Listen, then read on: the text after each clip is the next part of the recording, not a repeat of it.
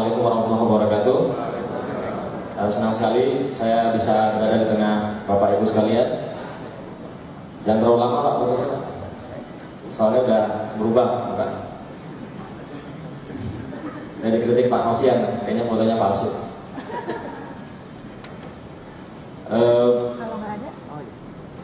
Sesi kali ini kita membahas yang 14.001, meskipun tadi berdasarkan info dari BSN penyelenggara yang menerapkan ISO 14.001 Indonesia sekitar 1.700 kalau tidak salah saya ingat tadi,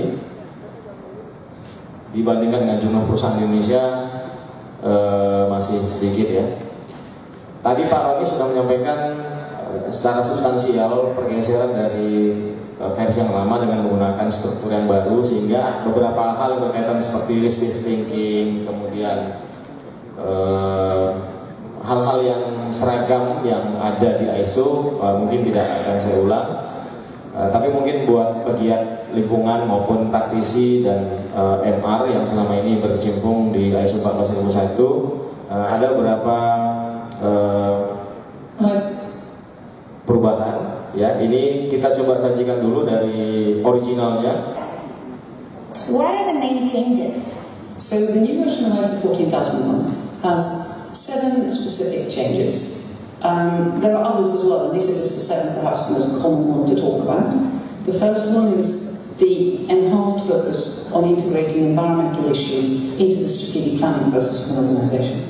The stronger focus on leadership and the demands of leadership and organisation that get involved in these issues. Protecting the environment, which is increased to look at resource use and also to look at what demands may be put on the environment by the organisation. The environmental performance, which was one of those things in the previous version of the standard that everybody said it was not strong enough, it's distinctly stronger now. The issue of life cycle perspective, so the need to think about the perspective of a life cycle when you start looking at environmental aspects and impact. The issue of enhancing communication, so thinking about how you're communicating better with your stakeholders. And lastly but not least, the important thing of moving us from a world where we thought everything was a paper to something that can be stored in the cloud, and hence a small change to the term of documentation. And what are you hoping for the future of ISO 14001? But what am I looking for in the next 20 years? I'm hoping the standard will become the tool of choice for businesses to help them manage environmental issues in their strategic thinking, action and plans. From September 2015, there will be a 3-year transition period for certified organizations.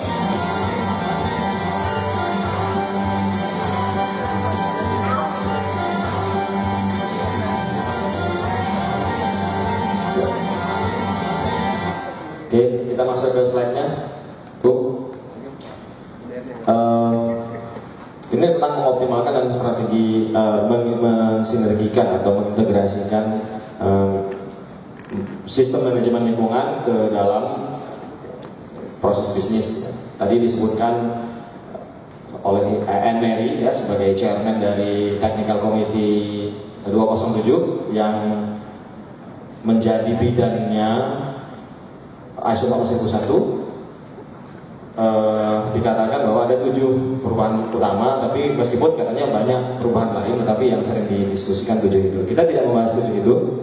Tentu saja kalau Bapak Ibu ingin tahu yang lebih jauh tentang 7 itu, di ISO banyak sekali sumber-sumbernya dan secara free sudah mereka publikasikan. Framework yang lama, kalau Bapak Ibu lihat ya, PDCA, penetapan kebijakan. Ini policy merepresentasikan leadership sebenarnya. Kemudian yang sekarang perubahannya adalah dengan struktur Annex SL ini. Kalau kita lihat di sebelah sini ada internal and external issues. Kemudian ada needs and expectation of interested parties. ISO dalam nomenklaturnya yang baru banyak terminologi yang kemudian mereka seragamkan. Salah satunya Bapak Ibu tidak akan menemukan lagi istilah identify environmental aspect misalnya.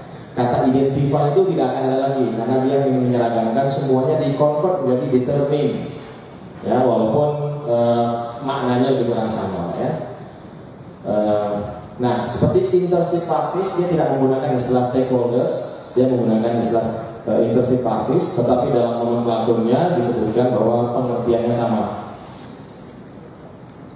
Kalau kita lihat di sini lagi-lagi sama dengan konteks organisasi itu, di mana ISO 14001 2015 tidak bisa terlepas diri dari isu-isu yang selama ini mungkin hanya sekedar fokusnya aspek lingkungan dan associated impact, tapi sudah mulai masuk mengekspresikan ISO 14001 ke dalam triple bottom line-nya sustainability. Ya ini struktur yang baru ya, di mana mulai dari klausul 4 konteks of organisasi, leadership, planning, support, operation, performance evaluation dan improvement. 1, 2, 3 sama ya, yang 1 scope, yang 2 itu normative reference, yang ketiga itu term and definition. Ya. Lanjut. Di bagian scope, di bagian 1 yang tidak saya sebutkan strukturnya tadi karena struktur kita mulai dari klausul 4. Kalau dia pada baik untuk karyawan maupun lingkungan tentang dampak lingkungan yang signifikan. Jadi harus ada yang signifikan. Kalau nggak signifikan, dia masuk kalau dalam hal yang safety sebagai low priority atau low risk. Di yang baru, skopnya itu adalah untuk menetapkan persyaratan untuk satu sistem manajemen lingkungan yang dapat digunakan oleh organisasi untuk meningkatkan kinerja lingkungannya. Kalau kita lihat dari komentarnya Anne-Marie tadi, demand yang baru atau permintaan dari stakeholder ISO yang baru terhadap ISO 14001 adalah bagaimana mengenable ISO untuk menjadi tools of choice nanti pada bisnis dan akhirnya mendongkrak atau mengimprove environmental performance atau kinerja lingkungan, instead of hanya sekedar mematuhi peraturan perundang. Kemudian ditujukan untuk digunakan oleh organisasi yang mencari cara untuk mengelola tanggung jawab lingkungannya. Buat Bapak Ibu yang mungkin pernah bergumul dengan CSR di perusahaannya, istilah triple bottom line ini mungkin tidak asing ya, atau kita sebut sebagai 3 pilar sustainability, ada sosial, environmental, dan ekonomi. Nah di ISO 14001 konsep pilar ini diintroduce, di mana yang sebelumnya tidak ada. Orang masih menggunakan ISO 26000 untuk CSR, 14001 untuk lingkungannya. Nah sekarang mulai terlihat integrasinya. Nah ini beberapa istilah dan definisi saya adopsi dari standar yang menurut saya perlu untuk kita ketahui, terutama buat Bapak Ibu yang kerap berinteraksi dengan penerapan sistem manajemen lingkungan. Ya, pertama environmental management system. Kalau yang versi 2004 disebutkan sebagai bagian dari sistem manajemen organisasi yang digunakan untuk mengembangkan dan menerapkan kebijakan lingkungan. Yang sekarang bagian dari sistem manajemen ya, yang digunakan untuk mengelola aspek lingkungan, memenuhi compliance obligation dan menangani risiko dan peluang. Jadi dimasukkan unsur risk and opportunities. Kenapa ada risiko dan peluang? Tadi Pak Romi sudah sebutkan bahwa kalau kita berpikir hanya risiko, kita akan melakukan konsekuensi dari aktivitas identifikasi risiko, yaitu memitigasinya. Tetapi di sini juga ada opportunities atau peluang, di mana kita bisa memanfaatkan itu untuk kepentingan perusahaan untuk mencapai dalam istilah ISO 14001 2015 disebut sebagai intended outcomes. Intended outcomes itu bisa peningkatan kinerja lingkungan, bisa kepatuhan perundangan, maupun tujuan-tujuan bisnis lainnya, reputasi misalnya. Kemudian kalau Bapak Ibu yang selama ini dengan versi 2004 senantiasa mendengar istilah legal and other requirements, sekarang istilah itu sudah dihilangkan dan diganti dengan compliance obligations. Ya, di mana compliance kalau di dalam versi 2004 applicable legal requirements and other requirements which organization subscribe to. Nah itu lengkapnya kira-kira. Peraturan perundangan dan persyaratan lain di mana perusahaan itu subscribe, harus patuh ya. Misalnya di perusahaan Bapak Ibu mengacu ke suatu standar internasional yang sebenarnya voluntary basis tetapi ingin dipatuhi, maka itu menjadi other requirement. Nah, di compliance obligation semua hal yang dari interested parties tadi ataupun dari isu yang diidentifikasi bisa berubah menjadi bisa diakui sebagai compliance obligations, termasuk komitmen sukarela atau voluntary commitment terhadap NGO itu menjadi compliance obligations. Katakanlah dari satu area operasi kita di situ ada NGO yang tentu saja bukan NGO-nya tim 32 yang menghabisi Salim Kancil ya. Tim NGO yang concern pada lingkungan dan kemudian meminta perusahaan untuk mematuhi beberapa komitmen, itu menjadi compliance obligation. Nah, istilah documented information tadi sudah dibahas juga ya, menggantikan istilah yang ada di documentation. Kalau di versi 2004 ada di klausul 444 documents dan records ya. Next, life cycle ini sebenarnya sudah diintroduce di versi 2004. Life cycle perspektif ini diatur oleh ISO 14044 ya. Saya lupa versi terakhir, sehingga saya sudah juga di atas 2004 ya.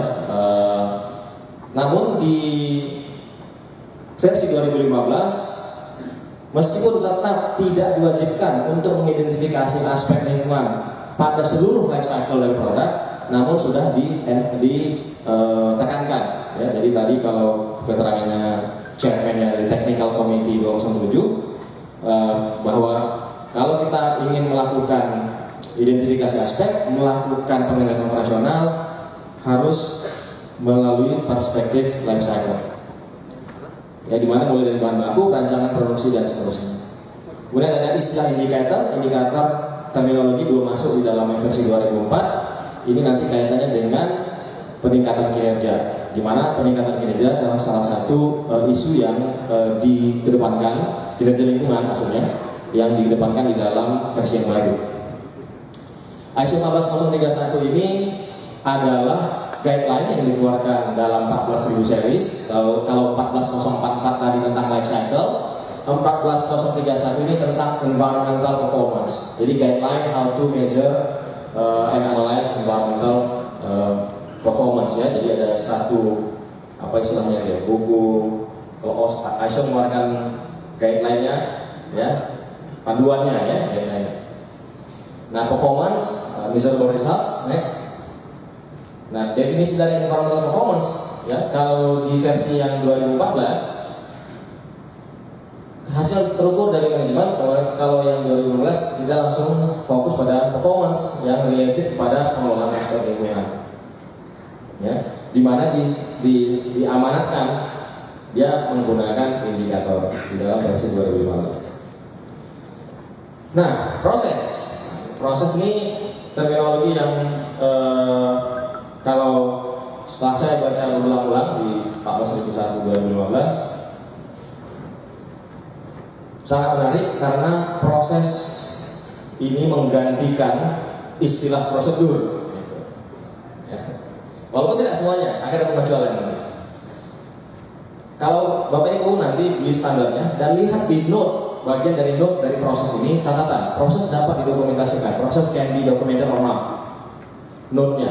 Di mana note ini adalah miliknya terminologi prosedur di versi yang sebelumnya. Jadi kalau Bapak Ibu buka versi 2004, ada ketemu prosedur. Definisinya adalah a specified way to carry out an activity or process. Note, procedures can be documented or not. Note itu sekarang menjadi milik proses.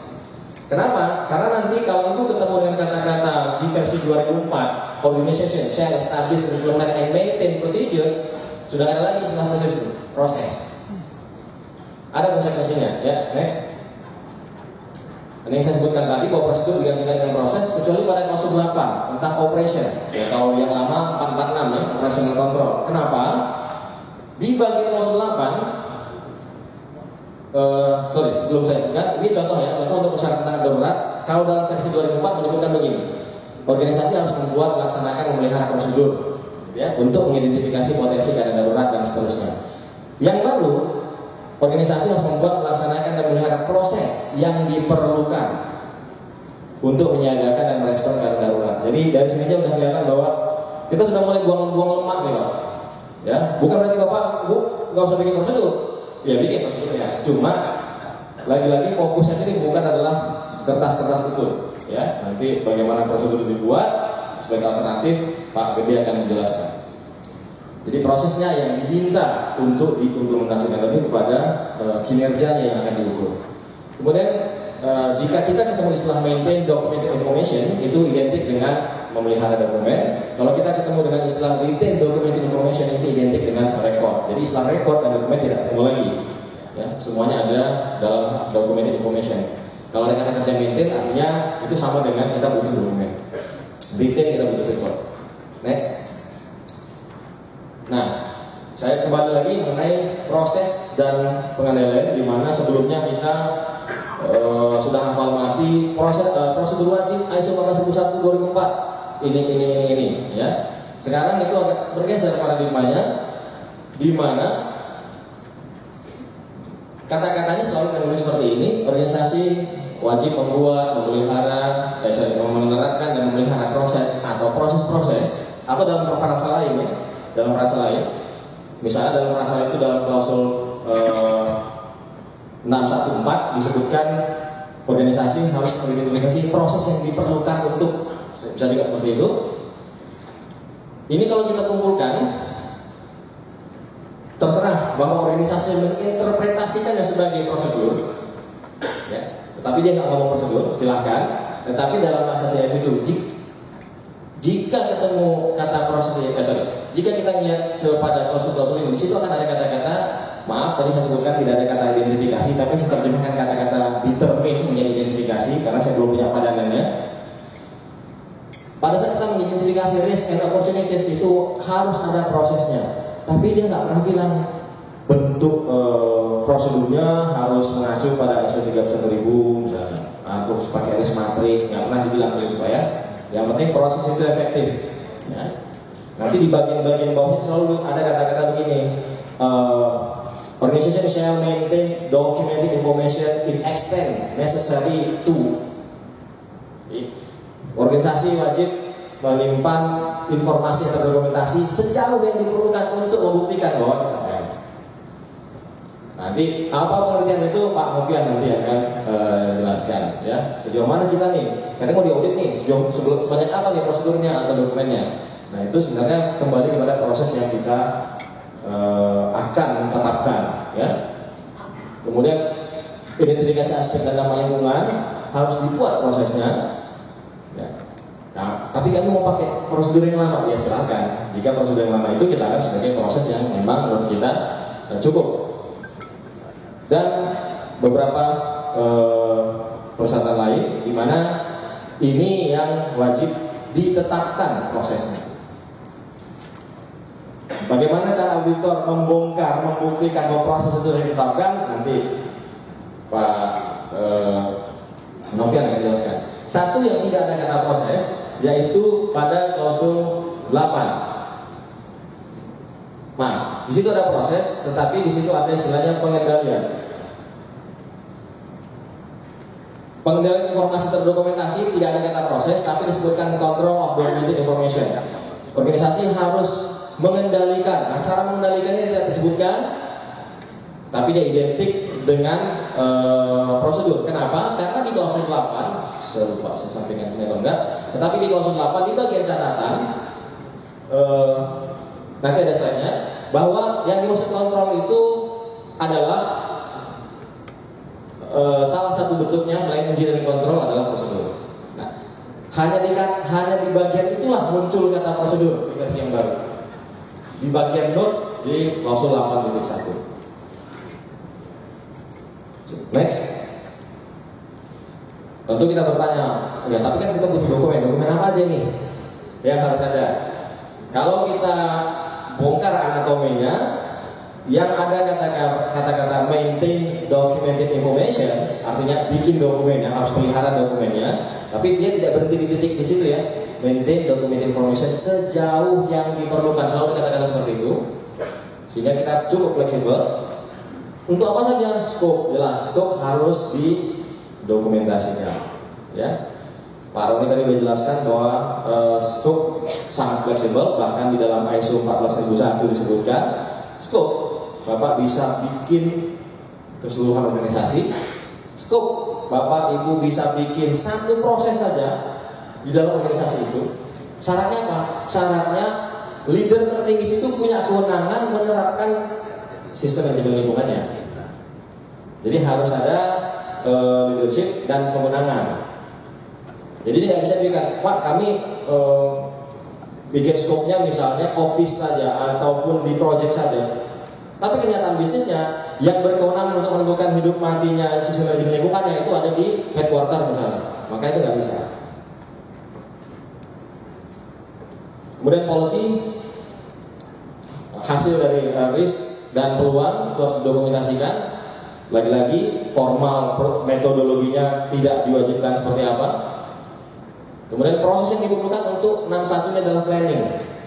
Apa saja yang ada di dalamnya? Ada environmental aspect, ada compliance obligation, ada sampai compliance obligation. Ini wajib dibuat dokumentasinya.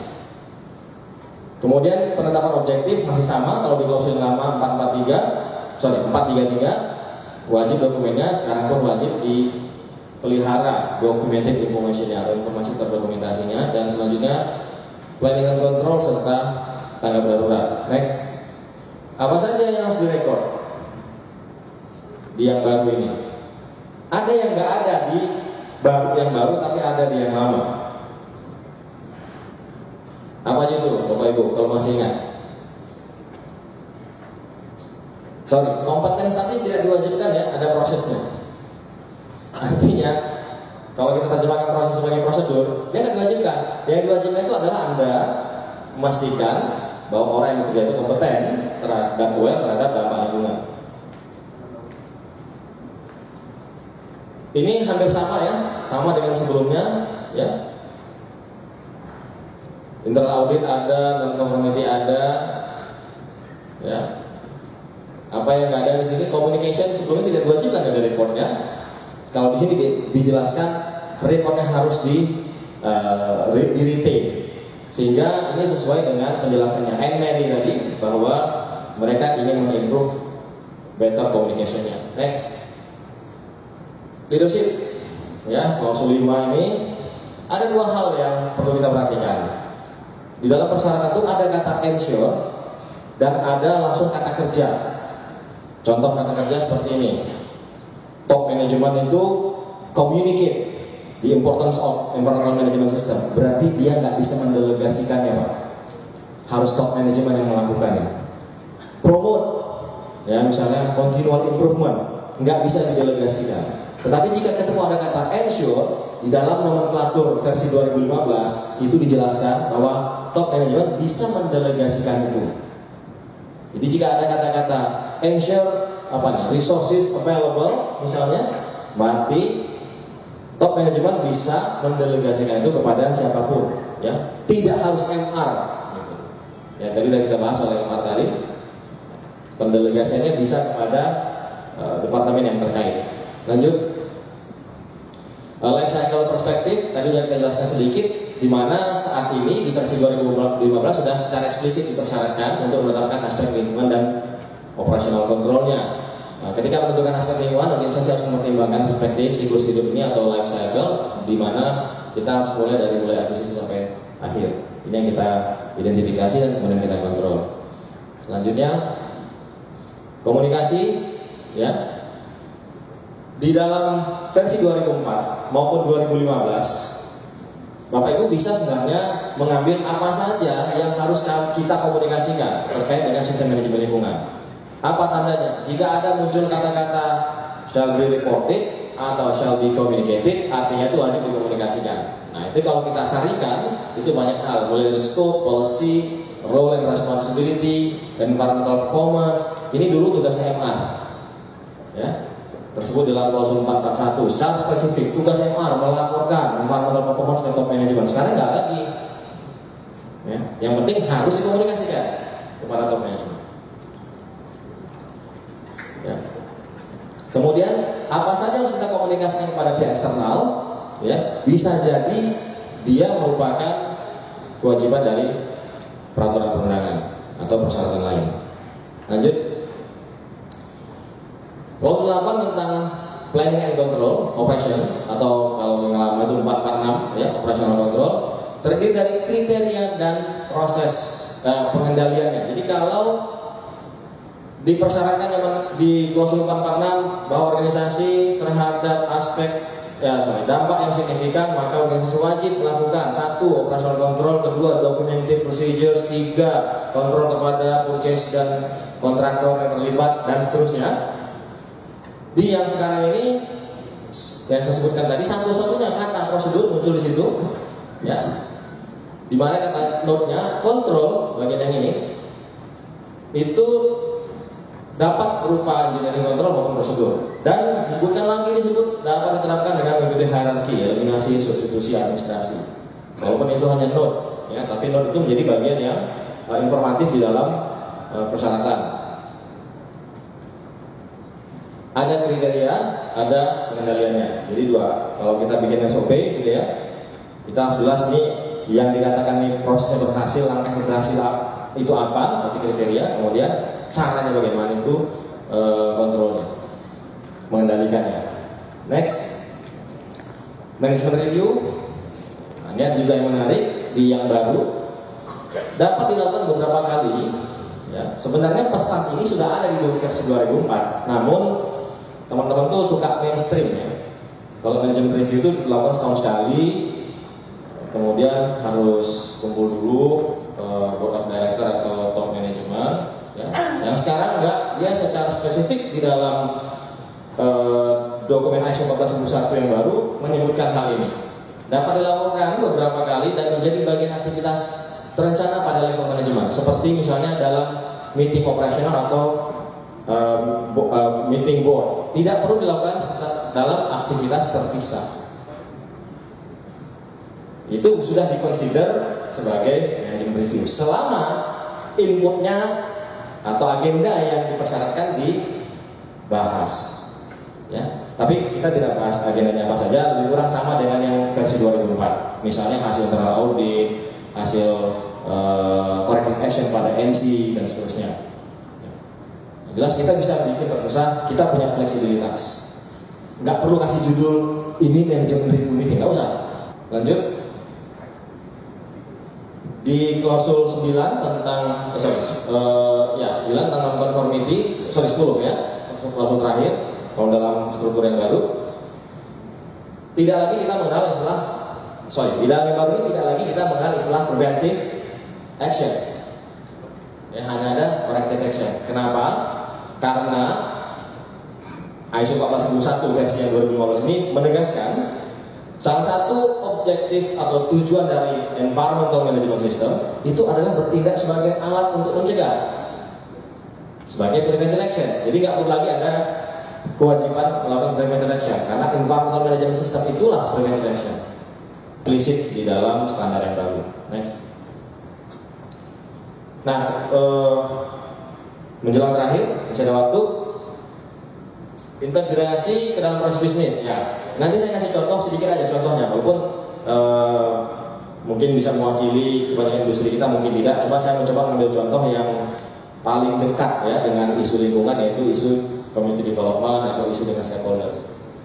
Versi 2015 mempersyaratkan adanya klausul planning action ya 614, bahwa organisasi harus membuat rencana tentang bagaimana organisasi mengintegrasikan dan mengimplementasikan tindakan-tindakannya ke dalam proses-proses sistem manajemen K3. Jadi kalau kita sudah identifikasi risk-nya, opportunities-nya, aspek lingkungan, compliance obligation, selanjutnya tolong rencanakan tindakan. Tetapi 614 ini bukan environmental objective, bukan tujuan lingkungan.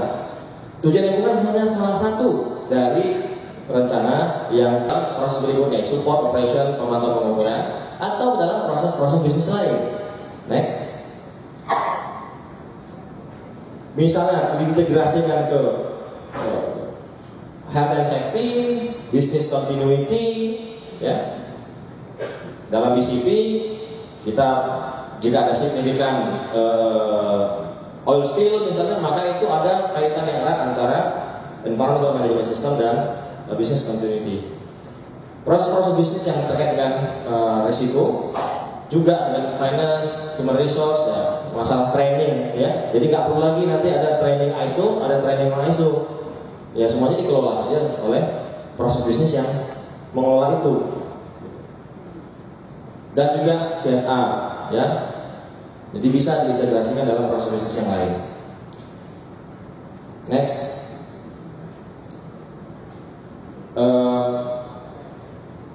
Sebelum sampai sini, kalau kita baca di dalam salah satu, jadi saya cuma membayangkan kalau di audit, kalau dulu kan kita pisah tuh ya, seperti keterangan Pak Roni tadi, untuk audit yang ISO ini, sekarang udah nggak lagi.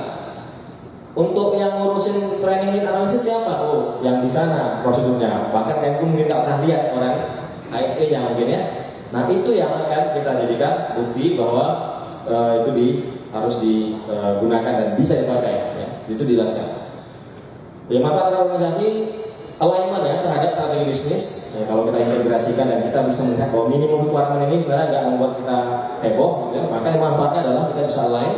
Inisiatif-inisiatif lingkungan itu bisa berdasarkan prioritas bisnis, ya bukan nanti mentang-mentang karena jalan audit atau karena baru komit, ya semuanya atas nama sistem manajemen lingkungan harus di-provide, harus berdasarkan prioritas bisnis. Kemudian bisa mengintegrasikan proses ini dalam sistem manajemen yang lain, memenuhi kepatuhan keterangan perundangan, memitigasi dampak dan merealisasikan efisiensi operasional dan manfaat finansial. Ya itu tujuannya agar dia lebih ramping, bebas lemak. Next. Kalau yang lama ini default seperti ini cara kita mendevelop sistem manajemen lingkungan di organisasi. Kalau yang baru, next kita lihat di sini ada pemahaman terhadap konteks dulu. Ya, ini sesuai dengan Annex SL ya, mandatnya, di mana kita harus melakukan identifikasi kebutuhan berdasarkan ekspektasi dari stakeholders atau interested parties, melakukan risk and opportunity assessment, barulah langkah berikutnya support operation, performance evaluation dan seterusnya sampai improvement dilakukan. Epilog terakhir, saya mau mengambil contoh aja mengenai risk and opportunity ya, bahwa kita sering melakukan pemetaan stakeholder untuk identifikasi risiko dan peluang. Dan ini bisa berlaku tidak hanya untuk environmental, tetapi untuk seluruh proses bisnis kita. Tahap-tahapannya secara generik sebagai berikut: kita identifikasi stakeholder dan apa interest mereka, kemudian kita prioritaskan berdasarkan power dan proximity, berdasarkan kekuatan dia dan kedekatan dia terhadap tempat kerja. Ini nanti bisa dijelaskan. Kemudian penilaian stakeholder terhadap berdasarkan sejauh mana dia support terhadap organisasi kita dan sejauh mana dia menerima dia terhadap organisasi kita, dan kemudian baru dipetakan. Next. Ini tools yang bisa digunakan, bahwa ketika kita mengidentifikasi interested parties dan isu yang mereka bawa, kita juga sebenarnya harus menilai mereka terhadap power dan proximity tadi. Misalnya, yang powernya nilai tinggi itu yang mempunyai kapasitas tinggi untuk secara formal menginstruksikan perubahan. Misalnya government, itu powernya tinggi Pak, itu stakeholder utama, gitu ya. Atau wartawan, ya, dia salah ngomong seperti Cargill, namanya. Cargill tuh buru-buru bikin statement di media bahwa dia tidak membakar hutan, dan itu tidak pernah menjadi bagian dari kebijakan mereka untuk buka lahan. Kenapa? Dia perusahaan Amerika. Di sekeliling Cargill di Kabupaten Ketapang di Kalimantan Barat itu banyak sekali perusahaan sawit yang lain, dan mereka tidak repot-repot mengeluarkan. Tetapi dia juga kepo. Itu punya opportunity sebenarnya kita. Tetapi yang repot kalau dia menentang dan dia nggak mau tahu apapun penjelasan dari kita. Nah itu nanti akan kita petakan sebagai berikut. Next. Seperti ini. Ini contoh nih. Angka di dalam lingkaran merepresentasikan prioritas stakeholder berdasarkan power dan proximity. Jadi ini angka 1, ini angka 1, ini angka 9 ya, angka 5. Tidak kelihatan. Stakeholder nomor 1 bersikap mendukung organisasi secara pasif, ya, bagian 4 ya, dan cenderung suka menerima informasi Jadi keponya juga ada. Nah kalau ini opportunity nih untuk kita improve. Kalau yang 9 adalah contoh stakeholder yang sangat menentang organisasi dan menolak informasi yang diberikan. Jadi strateginya nggak sama, walaupun isunya hanya sekedar limbah oli. Seberapa powerful dia, ya. Kemudian seberapa dekat ya dengan lokasi kerja kita, dan seberapa penting dia, dan seterusnya. Ini sebenarnya dalam tahap untuk apa? Untuk ya kemampuan stakeholder membantu mendapatkan isu internal dan eksternal yang relevan. Ini diamanatkan di dalam klausul 4 tadi ya. tidak hanya untuk memitigasi risiko, namun juga untuk melihat peluang. Jadi yang bisa berada di sini mungkin penerimaannya kurang, tapi supportnya bagus, apa peluangnya? Ya dimin aja. Jadi mendukung, ya. Atau dia pada 5 ini, ya, dia sangat support dan dia sangat kepo. Dia bisa menjadi ambasador untuk kepentingan manajemen lingkungan kita. Sekian dari saya. Terima kasih.